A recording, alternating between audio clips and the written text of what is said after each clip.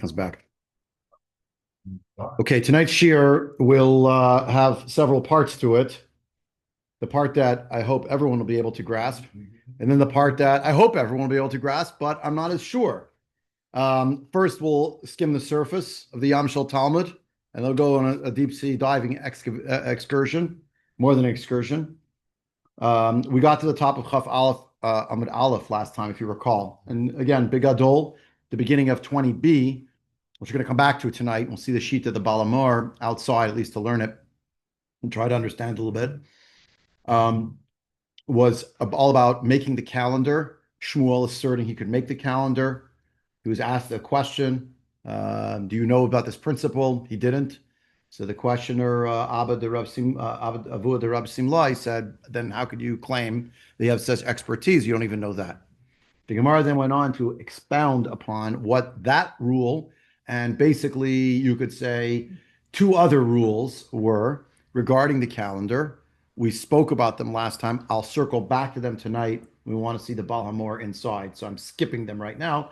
The three statements essentially that Rabbi Zera brought from Eretz Yisrael back to Bavel.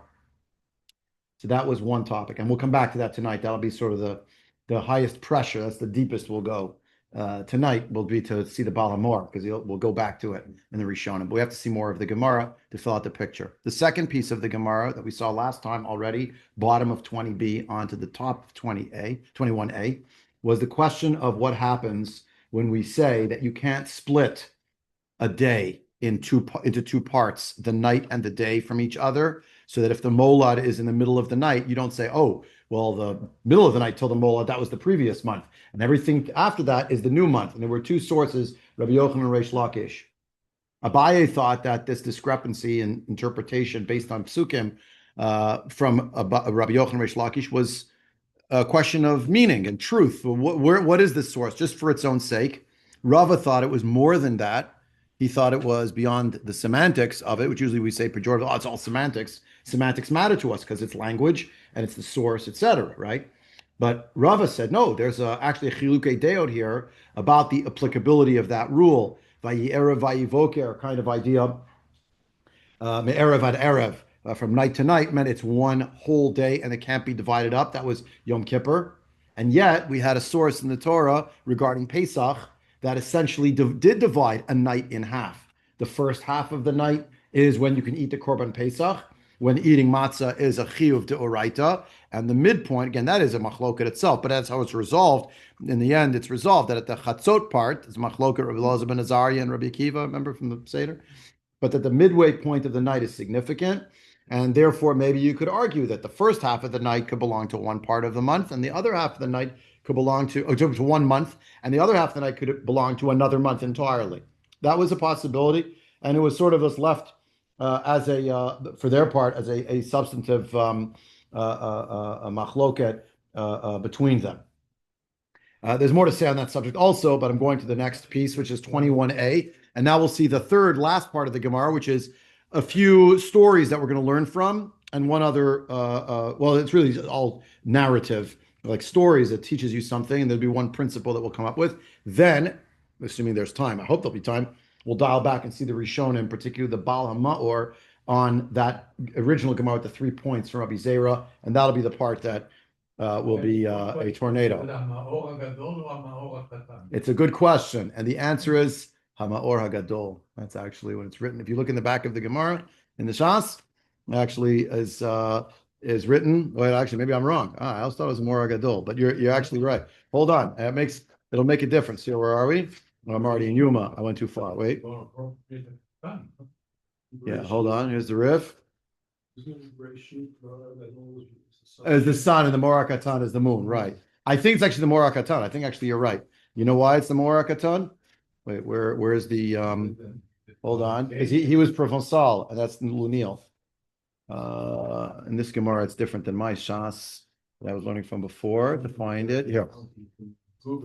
So yeah, he didn't write on everything, but what he did write, it's going to be on page Hamaor HaKatan. Yeah, it is Hamaor HaKatan, actually. You're right. Makes more sense. By the way, why? Because the moon, and because he was from Provence, and one of the towns in Provence is Lunil, which is La Lune, which is the moon. So that's For real. That's what I told you this last time. Someone named Ibn Yarchi. That's all different names. Please.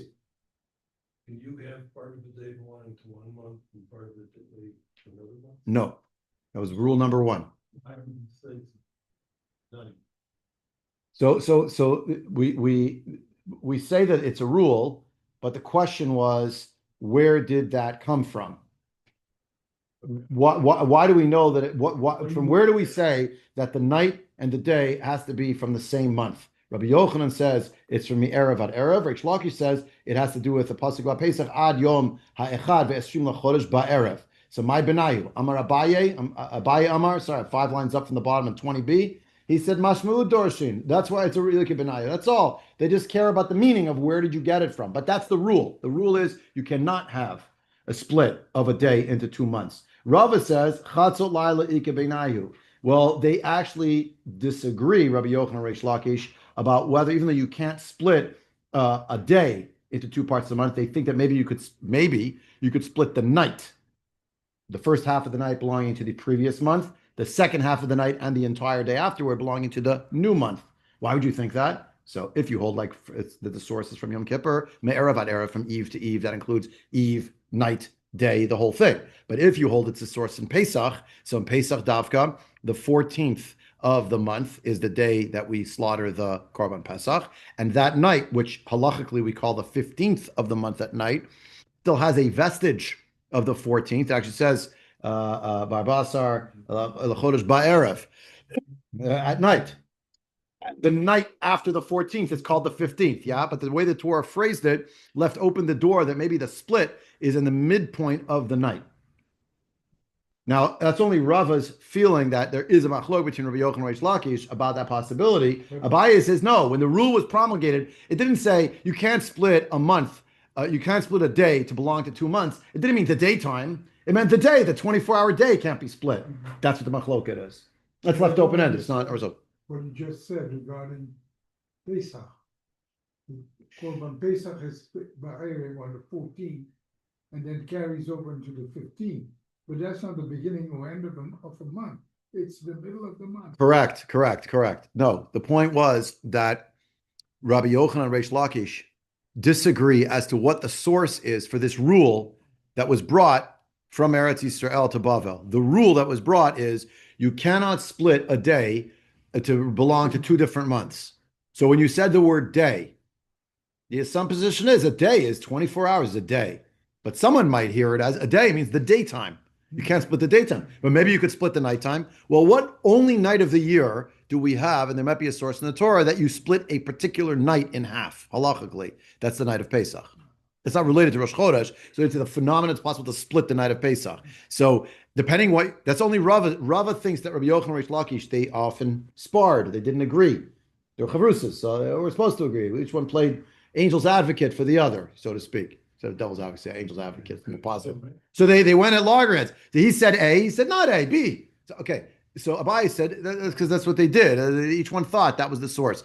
But Rava says, no, they're not simply arguing what the pasuk is. They actually have a substantive discrepancy where Rabbi Yochanan holds you cannot split. Erev ad Erev means every day. When you say the word day, it means from eve to eve, sunset to the next day at sunset. You can't split the day. And that's what the rule must be. Reish Lakish says it said the day. Maybe it literally means more concretely the daytime. But if I could find a source in the Torah where there is actually a night that gets split, halachically, the significance of first half of the night and the second half of the night is extant. That's on the night of Pesach, when they eat the Korban Pesach. And for us, we always say eat the Afikomen by 12:50, whatever it is. So maybe if there was a molad in the middle of the night at 9:58 p.m. in Yerushalayim, that's what it was. So maybe you could say, oh, so that was the molad. So that's the beginning of the new month. You count 6 hours past it, let's say. It's still dark out, but okay, still going to be the nighttime. Great. So everything before it belonged to the previous month. Everything after it is the new month. And maybe Rosh Chodesh is going to be declared right there because it was the middle of the night. And then maybe you can split the first half from the previous month, the second half from the new month. The rule in the end practically is you don't split a day between 2 months. You're either 1 month or the other month. Ira, and then back to just quickly. So it's written in Parshat Bo, It says Mayor, and then No, Me'erev ad Erev is in Parshat Emor but about Yom But Kippur.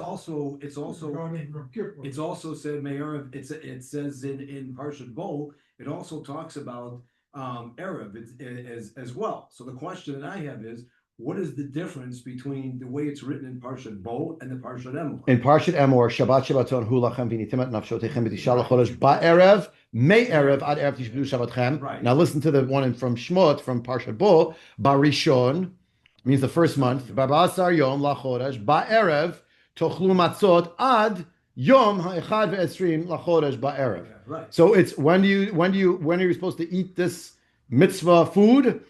On the first month, on the 14th of the month at night. But the 14th month at night, you could have just called the 15th because that's what it is. Yeah. Why is it the 14th? Because there seems to be some carryover of the day of the 14th into the nighttime, even though on the calendar it says 15. Some aspect of the 14th is carried forward to its Erev. What's that? The Achilat Korban Pesach that you shachted and you did the tzli of already in the daytime. You bring it to the Seder at night. Again, Rabbi Yochanan looked at him and said, I don't know, you're splitting hairs, you're splitting nights. No, that wasn't the rule. It didn't mean it that concretely. The rule was you can't split a day. The day belongs to Chodesh Tevet, right? Or it belongs to Chodesh Shvat. It's not the first half of the night was Shvat, Tevet, and then the second half is going to be Shvat. It's A or B, but it can't be a split screen in the middle of the night. It doesn't happen. It doesn't work. Halachically, that does seem to be what we say. It seems to be the generally accepted rule, but maybe there was a debate between Rabbi Yochanan and Reish Lakish to say, oh, it's not so meduyak. The rule is not so meduyak because there might have been a way to explain it that you might have thought otherwise to split the day. Judah. I have a question in my mind that I cannot. The 14th Of at Nisan. night, is called Chag HaPesach. The 14th during the day is called Chag HaPesach. When the sun sets, really called Chag HaMatzot. Oh, I thought at midnight. That would make more sense. Because Chag HaMatzot, the mitzvah is Be'erev tochlu matzot. And the 15th at night, you're going to eat the matzah. Davka. It's going to be on the, I understand, but that's a Chag HaMatzot. So it ends up that there's like an overlap in a way between Chag HaPesach and Chag HaMatzot. Chag HaPesach starts on the daytime of the 14th. It ends really on the 15th at night, but in some way, that's the argument he's trying to make. It's still the 14th. It's not really the 14th. It's kind of like you mix your secular and your religious dates, if you will, your Hebrew and your English calendar, right? So this happens all the time. My phone does not know about sunset and to switch the Hebrew date. So when I click on it, now it says it is today 4 Tammuz. After sunset tonight, when I look at my phone at 10 p.m., you know what it's going to say? The Hebrew date is 4 Tammuz. June 30, 4 Tammuz. When it gets to midnight, it'll switch to 5 Tammuz. Understand? Because it's going on the Shita. It's going on. It doesn't know from Reish Lakish. It doesn't know. It's a phone. It's not. Yeah, but Reish Lakish wanted to argue maybe that was exactly what was intended. Maybe the fact that Molech in the middle of the night anyway, if it's before Chatzot, maybe you could say, so the line before it was one way, the line after it is another way. Steve? I have a wrong calendar app. I do. So Chag HaPesach, so the 14th at night, it wouldn't. It's really the 15th on the calendar. But well, the 13th at night. Is it becomes the 14th, but nothing's happening to the Korban Nothing's Pesach. happening. You're searching for chametz. Yeah, Or right, but I'm saying, but but you call it Chag HaPesach, you don't Exactly. call it till the next day, till, Right. that's the only time that. That's weird, but yeah, because it has to do with the arrival of the taking of the Korban Pesach, etc. Right. And would Reish Lakish look back at Bereshit when it says by your Did and it? say, Yeah. okay, you think so. that is the paradigm for our day. Yeah. Is the day of creation. It is a little counterintuitive, right? Well, you'd have to deal with that pasuk in some different way, that somehow we've evolved from, because that was, that's the paradigm for how we look at a day, By right? Erev Vayivoker, Yom Echad. Right. It's a day. The day is the Erev and the Boker. Right, the process of creation defined our day. Right. And So yet, he seems to say, well, no, that doesn't apply now, or that doesn't matter anymore. So I'm just kind of curious. I don't know that it didn't apply. I think that the question on the table was, okay, I have this rule, you can't split up a day between day and night. But what if there was a source that implied that? No, I So suppose- in my mind, and I don't know if I'm right, this is what I made up because I was wondering about this also. Like, it's just staring you in the face. It's right there. Moreh Katan, Moreh Gadol. Like, okay, just go to Breshit, which is a halachic source for many things. What if the first speaker was Reish Lakish? What if Reish Lakish, lahavdol, like a game of cards, he said to him, I hear your rule, but I want to counter your rule and say, I found a place in the Torah where actually there is a split of the night into two parts. So what are you telling me you can't split it? I can't use Erev Boker Yom Echad because that's against me. So use this example. Now, what did Rabbi Yochanan? It's ordered Rabbi Yochanan spoke first and Reish Lakish spoke second because that's always how it's organized.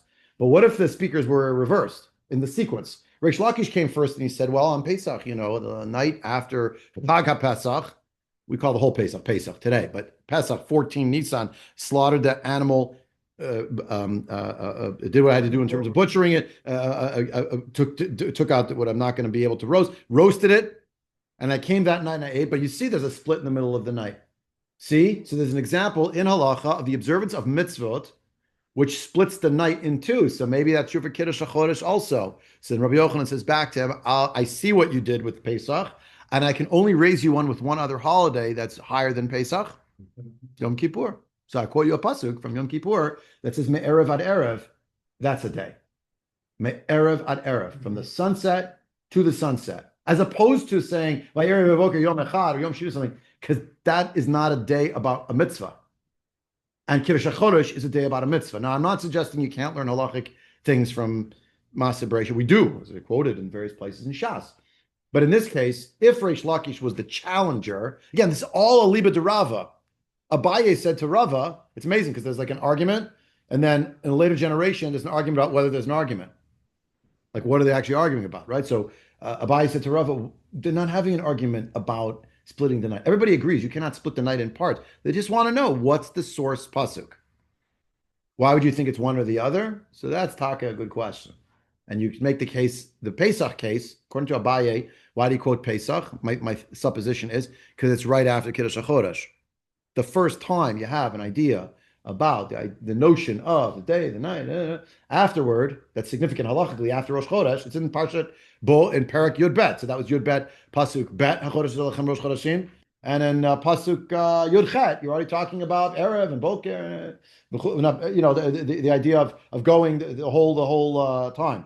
Yeah, Barishon, Barbas, Yom Lachodesh, Ba'erev, Tochlu Matzot, Ad Yom HaEchad, Be'esim Lachodesh, Ba'erev. So you see Ba'erev and Ba'erev. So also, I'm making the same point as you, but I think the source should really be in the world of Pesach because it came right after the mitzvah of Kiddush HaChodesh altogether. It's the first time it comes up. I haven't figured out yet, if someone has an idea, in Abaye's thinking that there's just, so to speak, a semantic or a source argument going on. So what is Rabbi Yochanan's point, Me'erev ad Erev, that he quoted from Yom Kippur and Parshat Emor? How is that related? I'm not entirely sure. But Tzarechim. Next time we get to Masechet Rosh Hashanah, maybe I'll have figured it out. I don't know. There were I'm banking on it. things that Moshe Rabbeinu didn't understand. So he says, let me ask God, he'll tell me. Well, he could have. Okay, I'm not really sure. I'm not really sure. Okay, let's move on. The top of page 21A. Okay, 21A. So a few stories, but the stories, of course, you learn from the stories. They're halachic stories. Levi Ikal Bavel, B'chadza B'tishrei, Amar Basim Tafshila de Bavloi B'yom Rabba de Marava. Levi arrived in Bavel, came from Eretz Yisrael. When he came, he said, "Wow, there's a certain aroma from the cooked food of you people in Bavel, which you happen to be doing on the day which is meant to be called Yom Kippur in Eretz Yisrael." How could that happen? If at the last second, the people in Eretz Yisrael added an extra day to Elul. And when they added this extra day to Elul, it means that everything was pushed later by a day.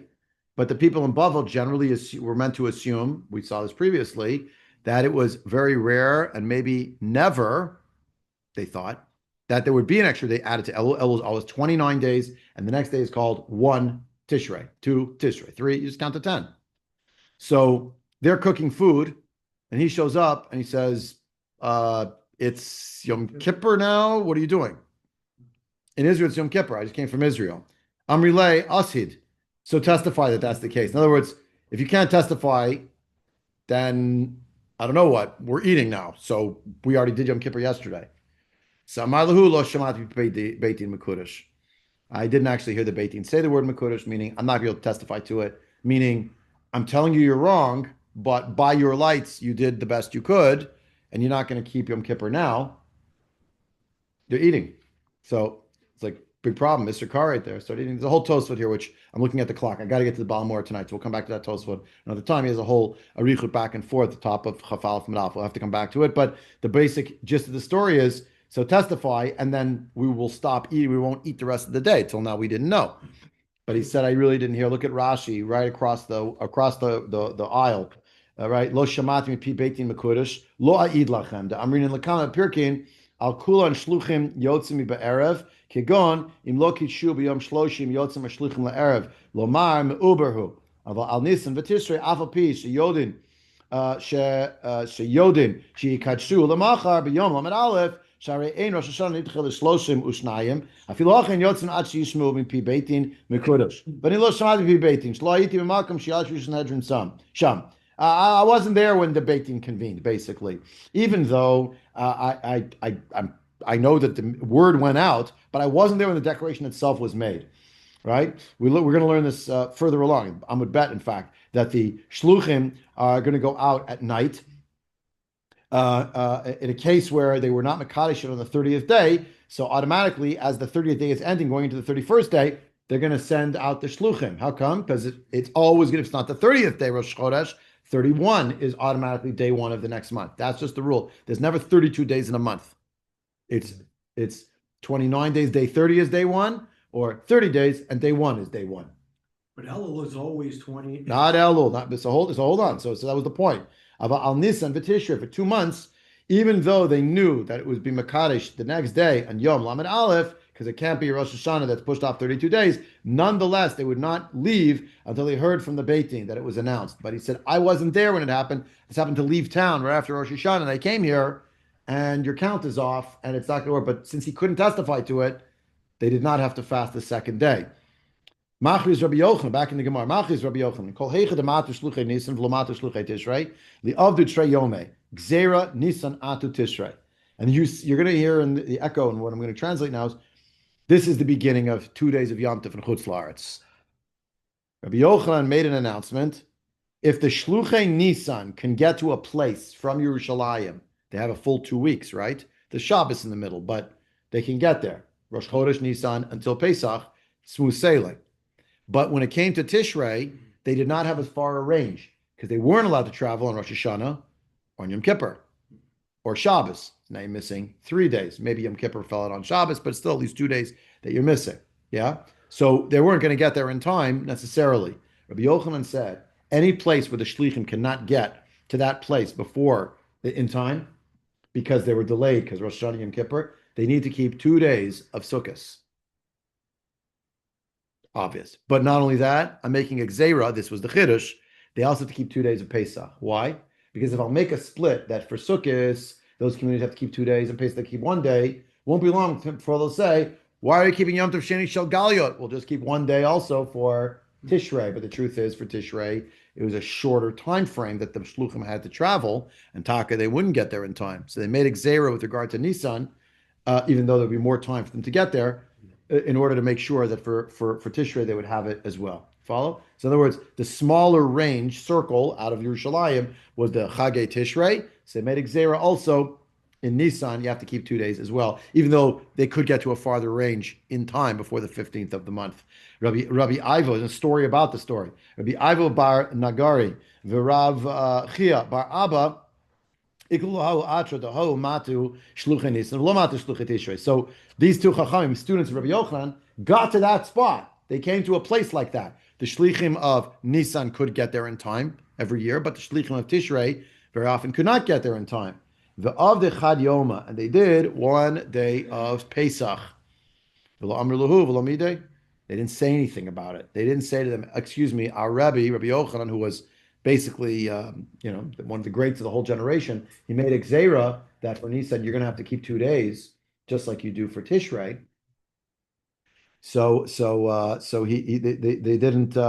they They didn't say anything about it. So Shama Rabbi Yochanan, the Ikpad. Rabbi Yochanan was upset about this. Amar Lahu, Lav Amri Lahu, Heicha Damata Shluchan Nisan, Lamata Shluchan Tishrei, Lev the Treyome, Gzeira Nisan Atu Tishrei. Didn't I tell you that if the Shluchay Tishrei can get to a place, Shluchay Nisan get to a place, Shluchay Tishrei couldn't get to a place, that automatically they have to keep 2 days for Sukkot, but also 2 days for Pesach?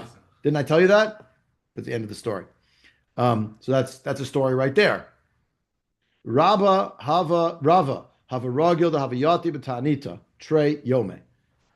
Rava, his minig was he kept Yom Kippur annually for 2 whole days. Just think about what you're thinking and feeling at the end of Ne'ilah, which is exalted, and I could keep going in Davin, but alas, I think I have to go eat now. Kept 2 days. De rigueur. Why? Zimnachada Eshtakach Kavate. One time, that's exactly what happened. He was always worried that they would get the word in the middle that they made Elul in Eretz Yisrael Me'uber, which was very rare, but they added an extra day. There was 30 days in Elul that year. So Rosh Hashanah was 1 day later, 2, 3, 4, everything was 1 day later. So he kept 2 days in a row, 10, 11. On his count, in Chutz La'aretz. Case 11 was really 10. Natan Yati B'Tanita Kula Yom Kippurei. Rabbi Nachman, rather, fasted a whole day.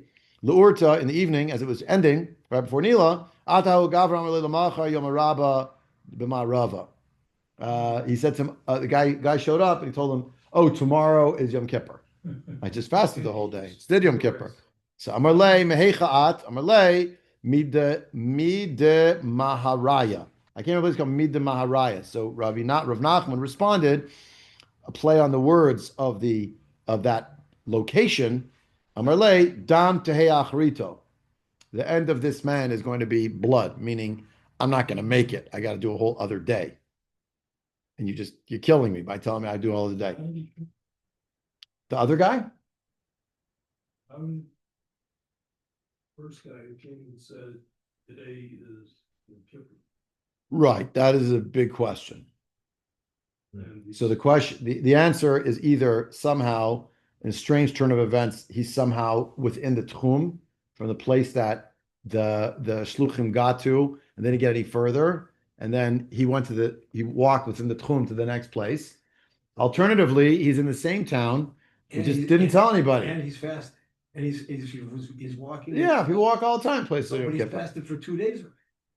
No, this guy came and he saw Rav Nachman was finishing the fast, and he said, it's about to be Yom Kippur. He said, I just did Yom Kippur now. So it is a bit of a question, like, where did this guy come from? Right? He showed up. But that's what's described here, strange though it may sound. He somehow showed up on the scene. Min Hastam, he was either just at the border where the last shliach got to, and he just brought the news, or he was in the same town. It was a large town, and he simply had not gotten to the other side. Not Yom Kippur according to him, so he should try it. Fine, try it. If it's the day before Yom Kippur for him. Day before Yom Kippur to him, and then he showed up on that day. Oh yeah, Taka, you're right. Yeah, Taka, you're right. Steve just solved it. Yeah, obviously it wasn't given. The question, how did he try? Yeah, I guess. Yeah. Sorry, you're right. If he came and he said tomorrow's Yom Kippur, it's because he was traveling that day because it wasn't Yom Kippur. Right, you are right. But Thank they you. would have already done Rosh Hashanah. Yeah, So erroneously. These people are outside of Israel, so they don't have can't look at their phone and check. Hey, did it happen in Yerushalayim? Wasn't instantaneous. Wait, Mark had a question. I'll come to you. You're processing it. Okay, go ahead, please. Because I think I'm very hilarious. I don't know what happened here. The problem with Rosh Hashanah is that's exactly when Rosh Chodesh is. So either you're in the room or you're not in the room. You're in the city, you're not in the city. But not all Jews live in the city. So we saw previously in the Gemara a few blot ago that don't worry.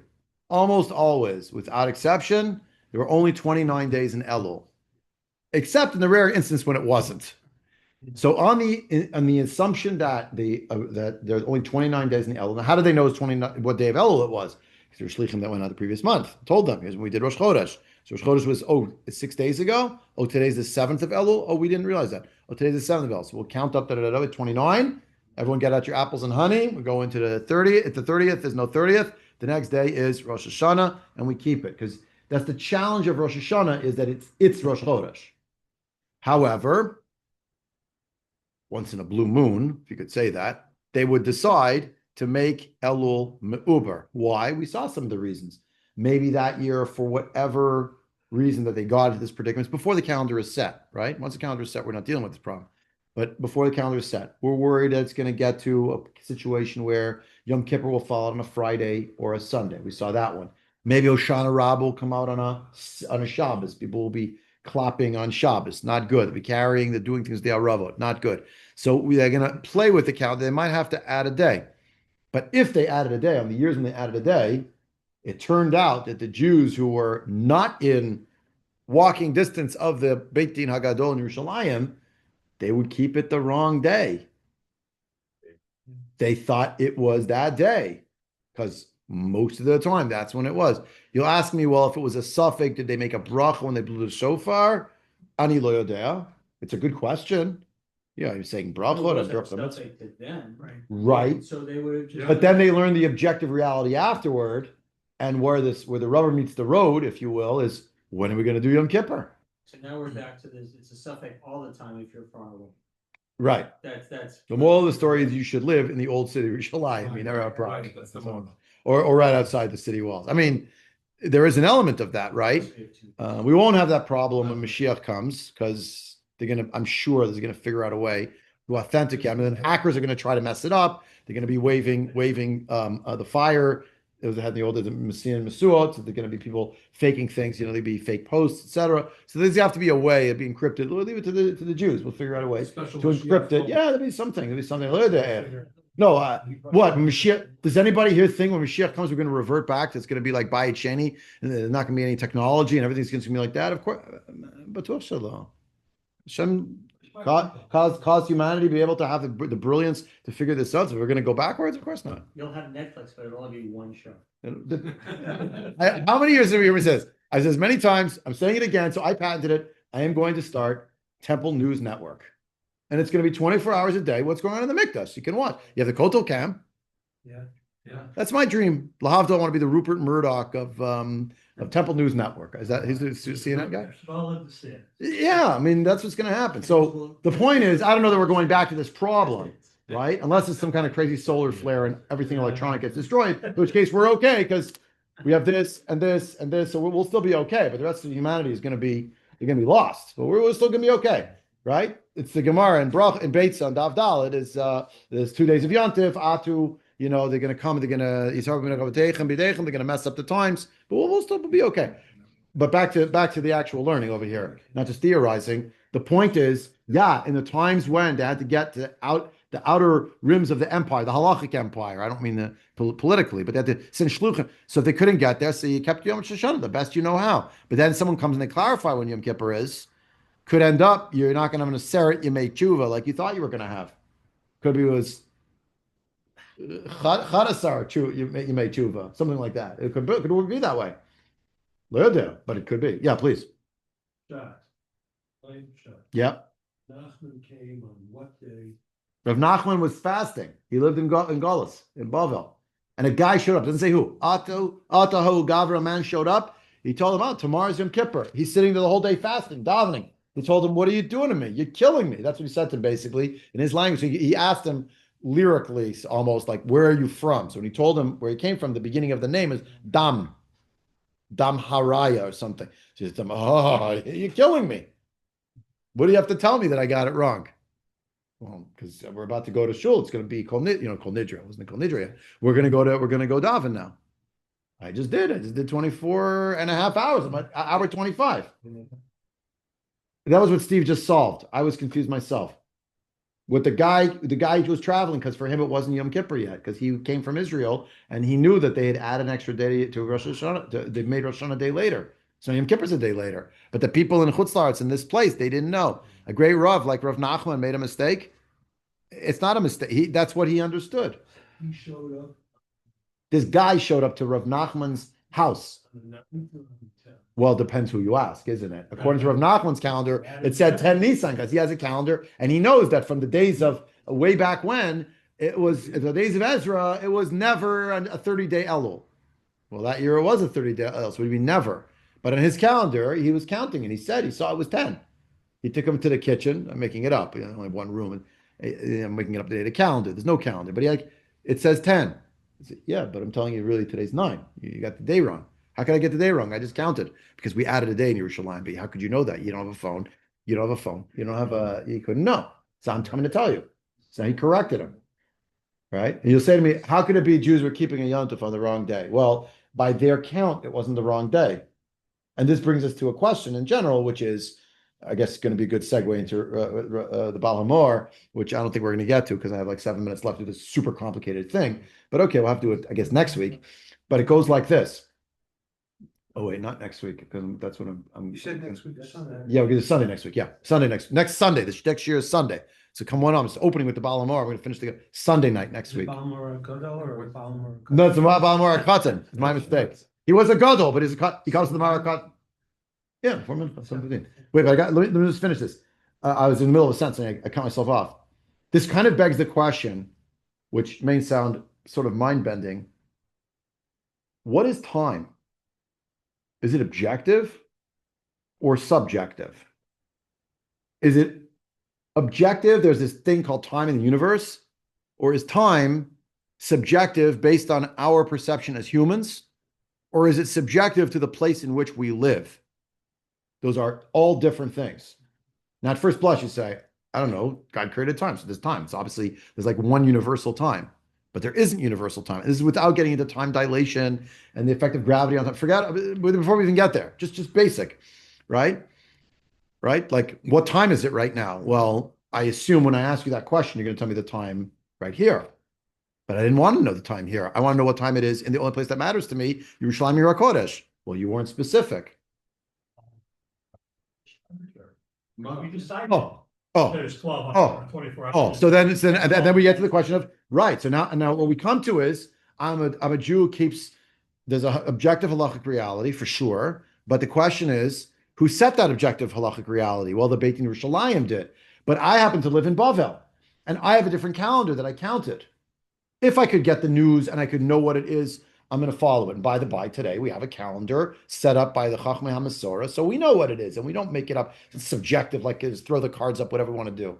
But Rav Nachman is keeping the calendar on the base of what he knows. Okay, but now he got it was muvurar, it was clarified for him. So it turned out his subjective experience of the Yom Tov was incorrect. We don't say to him now, sorry, because now he was able to set his time by the watch or the calendar of Yerushalayim. But even as we saw in previous Shurim, the calendar of Yerushalayim also was to some extent based on the judgment call of the Chachmei HaMasorah in Yerushalayim, in the Sanhedrin HaGadol, to decide Mekudesh, based on the Eidim who are coming, but also with other considerations at play, not just we are the National Observatory, they get NOAA, National Oceanic, that's the observatory, the official time. Forget that. That's not what their job is. Their job is to match that observation to their observation of what's happening with Klal Yisrael, how it's going to play out. And obviously, it was very rare that they would make an extra day of Elul, but sometimes they had to do it. I'm sure it wasn't an easy decision because they knew all the Jews now outside. I don't literally been condemned, but condemned them to them making a mistake. They're not keeping it the right day.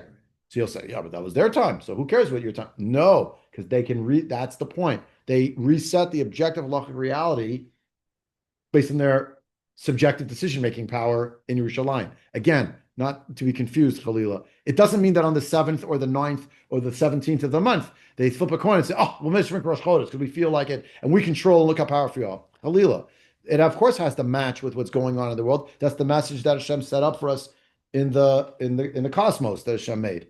But there's still a certain leeway that was given over to the Chachmei HaMasorah to within a certain bandwidth. It's going to be a 29-day month, a 30-day month. What's going to happen? And that is something that was going to be determined on and on. So if Nachman gets this news, I kept the wrong day. You're killing me. I just did a whole day of fasting, another day of fasting.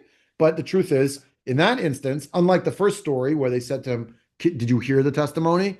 And he said, "I didn't hear it." Remember, it said Levi came. He said, "Well, I didn't hear them say it." Okay, so what do you mean? Okay, I just told you the news. Was I lying? You claiming Levi's lying? No. But what did they basically say? Look, we can't do a second day of Yom Kippur. It's not going to happen. So what are we going to do? If we're stuck, Rav Nachman. Now, why was Rav Nachman stuck? Ani lo yodea. Like, why didn't he say this back to the guy? Did you hear it from the Beit Din itself? He didn't say that. So this seemed to be a different approach. I haven't reconciled why that. You understand what's going on? In the first case, he said to him, you might have some objective reality, Levi. You're right. You came from Eretz Yisrael. That's you telling us. I'm sure you're not lying, but did you hear the Beit Din say it? No. So you're not actually an appointed shliach, right? Right. Okay. Not So only we're that, we're he finished. was- We're finished here. We're done. It was 1/8 and you need two. Right, what you Yeah. need a second. So there's a whole question, though. It's true. And you can catch him on that also at the shluchim. Okay, inach chinami, inach chinami. Can I go 2 more minutes just to finish this page? Yeah. There's like 6 lines left. So that way I can go to the Baal HaMaor HaKatan, who was a great gadol, next week instead on Sunday night. So look with me over here. I'm just the end of the story. 1, 2, 3, 4, 5, 6, 7, 8, 9, 10, 11 lines up, right? Kari Ale, he said about himself, Rav Nachman, Kalim Hayu Rodfeinu. What's that from? That's of all things from Eicha. Our pursuers were very fast. They caught up with us. We couldn't escape from them. In the context of Eicha, it means that people will destroy, Lo Aleinu destroyed Yerushalayim, etc. What did he mean by it? He meant if you would have shown up just an hour and a half later, I would have had a delicious meal to break my fast. So I would have accepted what you said. I could have survived another day. But Kal, he's swift. He came too quickly. He caught me at the wrong time. That's why I think I'm going to die. Shalach Rav Huna bar Avid l'Rava.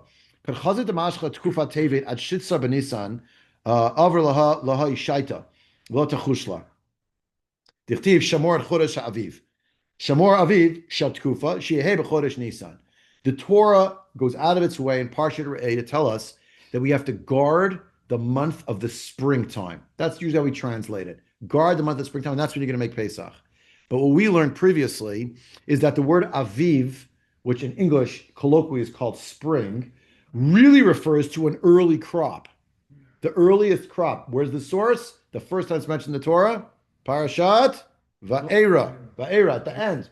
When the barad is falling, it mentions the aviv. Remember? And the giv'ol. Yeah. Aviv is the early crop. So it's the first. So you have to make sure, the halacha is, you have to make sure Pesach is in Chodesh HaAviv, which is in the solar calendar, in the season when the Aviv will happen and when the first crop will come. When is that? That is the solar season. That's what seasons are. Not Kufat Tevet, which is the winter time, but Kufat Nisan, which is the springtime. But sometimes because of the discrepancy between the lunar and the solar calendar, we confront a reality where and that's what he told him, if you see you're going to already get to the 16th of Nisan, which is the day after the Seder, first Seder, but after the Seder, you see that's when Chodesh Aviv is really supposed to start. Now, how do they know when the Chodesh Aviv is going to be? We saw that previously about the constellations. That's what the stars, and when it's shifting, what the constellation is coming up with the moon, and what's going down when the moon, remember this? Yeah. The 12 constellations. That's how they knew the seasons was based on the stars. That's why it was not so far away to get to Lo Aleinu, to Avodat Kochavim u'Mazalot, because even if you were an abiding Jew, you had to know what the Kochavim and the Mazalot were in order to know the seasons. Yeah, it didn't go just literally, is there a crop here? They want to know what's going on, because it could have a bad crop. Maybe it's not going to come that year. But it's certainly not going to come before the right stars are in the sky, which don't control anything. Only Hashem controls the world. But the Mazalot Hashem made in order to help us to keep the time in the solar calendar. So if it's the 16th of Nisan and you see that it's still going to be Tkuvat Aviv, meaning you can project that's what's going to happen, to add an extra month of Adar, so that you can be sure that Pesach will always fall in the spring, what we call spring, in the time of that first crop called the Aviv. So that's what he told him. That's what you should do. Yeah. Amar lahu Rav Nachman lahanu nekuta yama atum d'lo yad'ito b'kviya d'yarcha. Rav Nachman said to the mariners, the seafarers, the people traveling on ships who don't have shluchim are coming to them. We take the speedboat. There's no speed. There's no steam. There's no nothing. So you're going to row. They're out in the middle of the ocean. He told them, when you're out in the middle of the ocean in Nisan, so you should just recognize you have no idea when the month is starting and ending, whether it was intercalated extra months. But ki chazidu sihara demashli miyoma biyaru chamira.